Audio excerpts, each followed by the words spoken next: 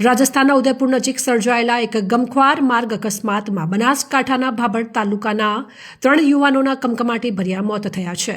ઠાકોર સમાજના આ 3 આશાસ્પદ યુવાનોના અકસ્માતમાં મોત નિપજતા સમગ્ર ભાભર તાલુકામાં અને તેમના ગામોમાં શોક અને અરેરાટી ફેલાઈ ગઈ છે.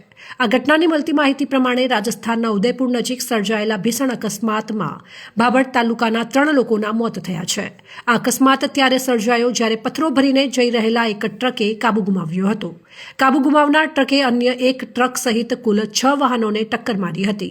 ટક્કર એટલી ભીષણ હતી કે ટ્રકમાં રહેલા મોટો પથ્થરો નીચેના અનેક વાહનો પર પડ્યા હતા. આ અકસ્માતમાં એક કારમાં સવાર એક મહિલા અને એક બાળક પથ્થર નીચે દબાઈને ફસાયા હોવાનું પણ સામે આવ્યું છે.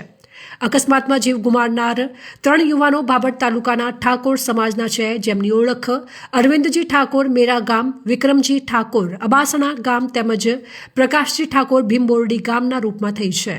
આ 3 યુવાનો ઉપરાંત અકસ્માતમાં અન્ય કેટલાક લોકોના પણ મોત થયા હોવાના અહેવાલો છે, જ્યારે અનેક લોકો ગંભીર રીતે ઘાયલ થયા છે.